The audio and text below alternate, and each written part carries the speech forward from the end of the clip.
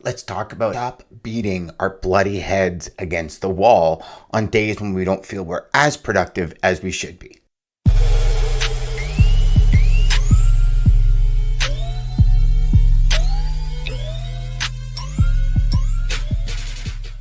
Hey everybody, welcome back. Today I want to talk to you about something that's near and dear to my heart and something I've struggled with for ages, and that's productivity. And when I say productivity, some of you might be the type of individual like myself where you wake up in the morning or even beginning of the week, typically on Sundays, I'll sit down and I'll look at my week and I'll add a million things into my schedule because I'm like, that's what I'm going to need to be productive. And then at the end of the week, I would sit back and realize I accomplished maybe 50% of them. And I started thinking to myself, did I slack off? Did I screw the pooch? Where did I go wrong? What did I do? Did I take an extra long lunch? Was I maybe not as productive? Was I not as intentional in my work? And all these thoughts keep going through my mind. And then I started doing a lot of education on it. And I realized that I was putting too much on my plate. I wasn't making realistic expectations about timelines of things to be done.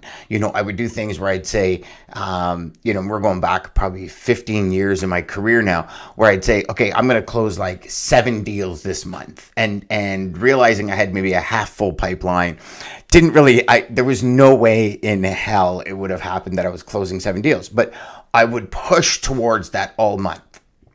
And then at the end of the month, I'd feel so deflated because I didn't get to my goal. I felt so deflated. It was crazy. And then I stopped and realized and said, why is it? Like, is it my skill level? Is it something? And then I came across your 5 big moves. This strategy that I got from one of my mentors was one of the best strategies I could probably have ever come across. And I'm of the belief, and I know we've said it before, Ryan and I on the show, that, everything happens for a reason. But I'm a big believer that this philosophy came by at the perfect time. And that perfect time was when I was most deflated. And what, in essence, the 5 big moves are, is you choose 5 big overarching things that you want to accomplish. So if I look, I can just actually pull my big 5 moves because I actually keep them right in front of me if I can ever get this off of my thing for y'all. So if y'all are watching this on video, you can see it. So these are my 5 moves. So my 5 moves are exercise, education, my daily framework, my sales, and bridger development. So for me, every single day, I have one thing in my calendar for each of those 5 moves. So, for example, you're a salesperson in logistics. Your 5 moves might be enhancing the relationship of my customers. Now, that's an overarching move. Inside that is all the tasks, lunch with clients, get more personal, find out about their goals, their objectives, their desires, both personal and business. And so these are all tasks inside that big move. Another big move for you as a salesperson might be sales every day. So blocking time out every day to make sales, regardless of what's happening, regardless if your world's imploding, is blocking time to make sales every day. So sales would be a big move. And underneath sales would be blocking an hour out in the morning, maybe an hour out in the afternoon, getting better at email, getting better at cold calls, getting better at my framework, getting better at my follow-ups. Like, all of these things are tasks inside the big block of your big 5 moves. So when I started applying that to my daily life, I found, most importantly, like, of course, productivity did take off because you're focused on 5 things and only 5 things throughout the day. So I'll typically do 3 in the morning, 2 in the afternoon, or I'll do 2 in the morning, 3 in the afternoon, or I'll do 4 in the afternoon, 1 in the morning, depending on what the moves are, depending on what the tasks are inside. So for example, I'll give you an example from last week.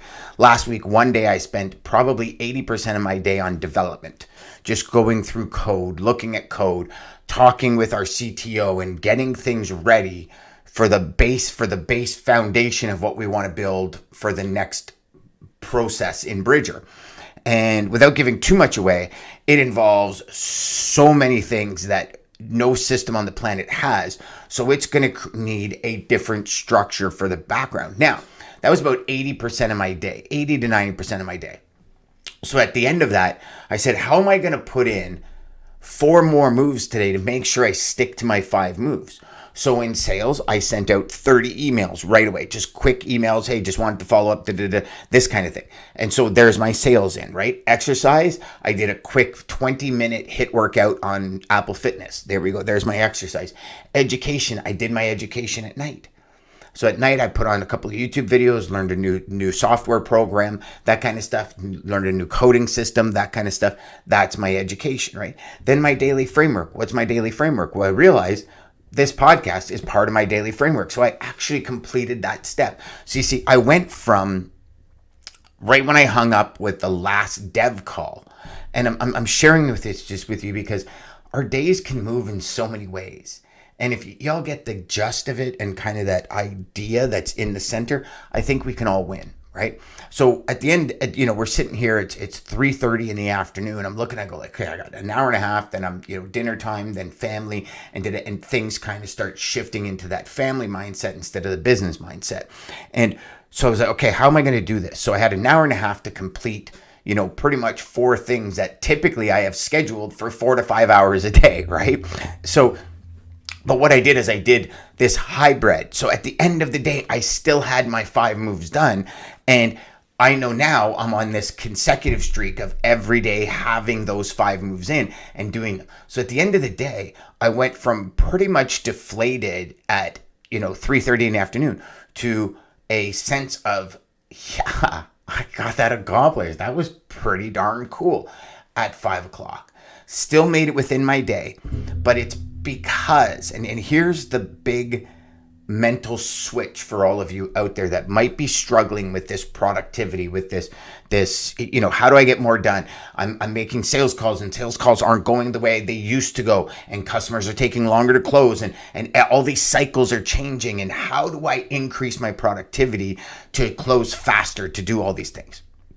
And if you create these 5 moves, the beautiful thing is psychologically at the end of the day, if I get all 5 done, I know I'm moving towards my goal.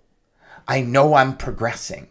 And some days, yes, I might still have that feeling that I don't progress the way I thought I would, or the way I had anticipated, the way I envisioned in my mind. You see, a lot of what I'm realizing through a lot of my counseling and therapy these days is I'm realizing, and for those of you that don't know, I'm going through like a PTSD style issue in my life from all my illness a year ago, where it's starting to flood back to me because now is the time of the year a year ago where I got really sick. So in this mental state, I think what we do, and if there's anyone out there that's watching or listening, and if you're in this world, please educate me on this. But this is my theory on it. Is we have all these things in our head that we want to do, and we don't necessarily take into account the length or time that it's going to take to accomplish it, right? We want to do so many things in less time in order to maximize our time, I guess. When I stopped thinking like that and I started saying, okay, what I'm going to do is I'm going to focus on my 5 moves today. Today creates the motivation for tomorrow. Right? Like, if we look at what's happened in our lives in business, right? Let's just take business, for example, because if we get into personal, we can go for hours on this. But in business, typically what's happening now is from efforts from 60, 90, 120 days ago are coming to fruition now. So that original effort then, and then a consistent effort in the interim brings us to where we are today, right? If you're finishing the year, rocking the charts, it's because you had effort in all year round. It's because you probably sold during COVID. It's because you didn't stop. See, this is where, to me, the big 5 moves come in.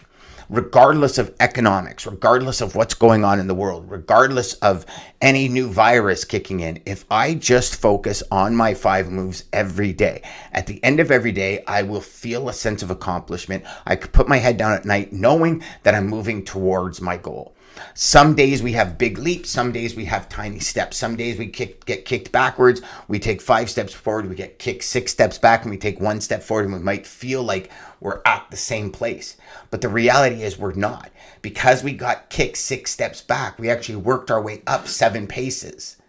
So we actually are further ahead than if we stayed lying down. And I think that's one thing that we miss, a lot of us miss, is, where were we at this point 6 months ago? Where were we at this point 9 months ago? Are we ahead of where we were?